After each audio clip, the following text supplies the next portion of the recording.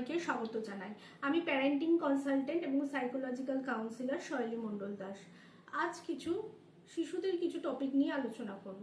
অনেক সময় দেখা যায় শিশুরা সমানে কেঁদেই যাচ্ছে। আমি নবজাতক শিশুদের কথা বলছি। অর্থাৎ শিশুরা যদি জন্মের পরে যখন বাড়ি নিয়ে আসেন হসপিটাল থেকে, তারপর যদি কেন কাঁদছে, কী কারণে কাঁদছে, হয়তো খাবার দিচ্ছেন তাও শিশুর কান্না কমছে না কেন, এরম কিছু হলে আপনি কি করবেন? অর্থাৎ নবজাতক শিশুদের কান্না যদি কোনো কারণে থামাতে না পারেন, তাহলে কি কি টিপস অ্যান্ড ট্রিক্স ফলো করা উচিত? নবজাতক শিশুর কান্না খুবই স্বাভাবিক ব্যাপার। এটাই তাদের একমাত্র যোগাযোগের উপায়। তারা কথা বলতে পারে না, তাই কান্নার মাধ্যমে তারা তাদের চাহিদা বা অস্বস্তি প্রকাশ করে। তবে মা বাবার জন্য এটা বুঝে নেওয়া গুরুত্বপূর্ণ কেন শিশু কাঁদছে এবং কিভাবে তাকে শান্ত করা যায়।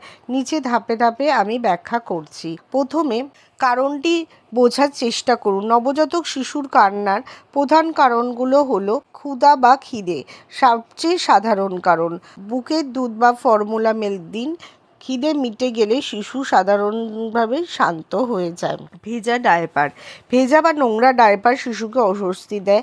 ডায়পার পরীক্ষা করে পরিবর্তন করুন। ঘুমের অভাব বা অতিরিক্ত ক্লান্তি, অতিরিক্ত আলো, শব্দ, মানুষ থাকলে তারা ঘুমাতে পারে না। শান্ত অন্ধকার ঘরে শিশুকে ঘুমাতে সাহায্য করুন। গরম বা ঠান্ডা লাগা, তাপমাত্রা খুব বেশি বা কম হলে শিশুর অস্বস্তি হতে পারে।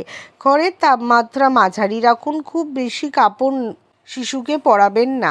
গ্যাস বা পেটের ব্যথা, বুকের দুধ খাওয়ার পর হজমজনিত গ্যাসের কারণেও কান্না হতে পারে।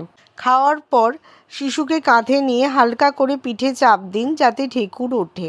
আলিঙ্গন বা কোলে চাও, কিছু সময় শুধু মায়েদের কোলেই বা স্পর্শে তারা শান্ত হয়ে যায়। মৃদু করে কোলে নিন, মাথা ও ঘাড় ঠিকভাবে সাপোর্ট দিন। অসুস্থতা বা জ্বর, যদি কান্না অস্বাভাবিকভাবে জোরে হয় বা দীর্ঘক্ষণ ধরেও থামে না, শরীর গরম লাগে, খেতে চায় না, তখন চিকিৎসকের পরামর্শ নিন। শিশুকে শান্ত করার উপায়: নরম করে দোলান বা পিঠে চাপ দিন। হালকা সুরে শব্দ বা গান শোনান। পেসিফায়ার বা চুষনি দিলে কিছুটা শিশু শান্ত হয়। গরম জলে হালকা স্নান করানো যেতে পারে।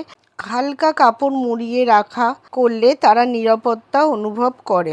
কখন ডাক্তার দেখাবেন যদি এই উপসর্গগুলি হয়: শিশুর কান্না থামছে না 2 ঘন্টারও বেশি সময় ধরে, জ্বর, শ্বাসকষ্ট, খেতে অস্বীকার ও বমি হচ্ছে, শরীরের রং ফ্যাকাশে বা নীলচে হয়ে যাচ্ছে, কান্নার আওয়াজ দুর্বল বা হঠাৎ পরিবর্তন হচ্ছে, তাহলে কিন্তু আপনাকে দ্রুত পেডিয়াট্রিশিয়ানের সাথে যোগাযোগ করতে হবে। আমাদের এখানে বিভিন্ন প্যারেন্টিং অর্থাৎ শিশুদের কোনো সমস্যা বা যে কোনো সাইকোলজিক্যাল সমস্যা বা আপনার যে কোনো লাইফের সমস্যার সমাধান করা হয় ন্যাচারালি থ্রু রেইকি, হিলিং এবং বিভিন্ন থেরাপির দ্বারা। আপনি আমাদের অনলাইন এবং অফলাইন কনসালটেশন চালু আছে। স্ক্রিনে দেওয়া নাম্বারে বুক করতে পারেন এবং আপনার জীবনের যে কোনো সমস্যায় আমাদের থেকে সমাধান পেতে পারেন। নমস্কার।